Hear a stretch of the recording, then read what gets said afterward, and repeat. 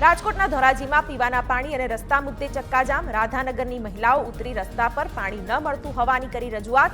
પાલિકા પીવાના પાણીનું વિતરણ ન કરતા મહિલાઓમાં રોષ. પાણીની લાઇનનું સમારકામ થઈ ગયું હોવા છતાં પાણી ન મળતું હોવાનો આક્ષેપ. બનાસકાંઠામાં 50% ટોપ વધારો અને અન્ય માંગણીઓ મુદ્દે આશા વર્કરની રેલી. 500થી વધુ આશા વર્કરોએ સરકાર વિરોધી સૂત્રોચ્ચાર કર્યા. 1 માસથી આશા વર્કર હડતાળ પર હોવા છતાં ન સંતોષાઈ માંગ.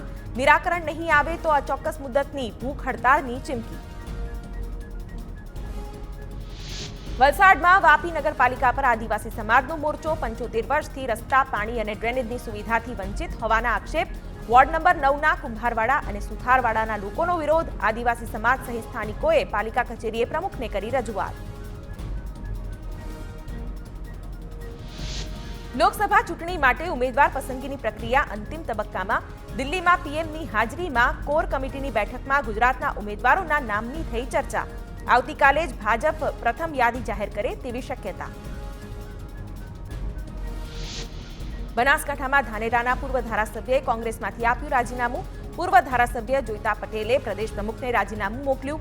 કોંગ્રેસના દિગ્ગજ નેતાના રાજીનામાથી કોંગ્રેસમાં મુશ્કેલી વધી. ગુજરાત કોંગ્રેસ પ્રદેશ પ્રભારી મુકુલ વાસનિક ગુજરાતના પ્રવાસે. નિવેદન આપતા કહ્યું કે 7 માર્ચે રાહુલ ગાંધી ન્યાય યાત્રા માટે ગુજરાત આવશે.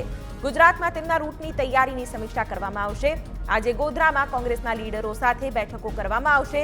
તૂટતી કોંગ્રેસ મુદ્દે કહું, પાર્ટીમાં કોણ કયા નામથી આવ્યા અને જતા રહ્યા એ ચિંતાનો વિષય. આપ અને કોંગ્રેસના ગઠબંધન અંગે પ્રભારી મુકુલ વાસનિકનું નિવેદન. ચર્ચા પછી થયું છે ગઠબંધન. કેટલાક કડક નિર્ણયો લેવામાં આવતા હોય છે. દરેક ઉમેદવારને જીતાડવાનો પ્રયત્ન કરીશું. કાર્યકરોની નારાજગી અંગે આપ્યું નિવેદન.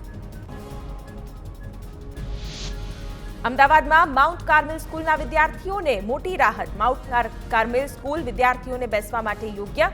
સરકારી ઇજનેરે જિલ્લા શિક્ષણ અધિકારીને સોંપ્યો રિપોર્ટ. રિપોર્ટમાં શાળા હજુ બેસવા લાયક હોવાની કરી સ્પષ્ટતા. સંચાલકોએ ખાનગી ઇજનેર પાસે શાળા જર્જરિત હોવાનો રિપોર્ટ કર્યો હતો રજૂ. સ્ટ્રક્ચર રિપોર્ટ રજૂ કરી શાળા બિલ્ડિંગ બદલવા માટે કરાઈ હતી અરજી. શાળા બદલવાને લઈને વાલીઓએ કર્યું હતું આંદોલન.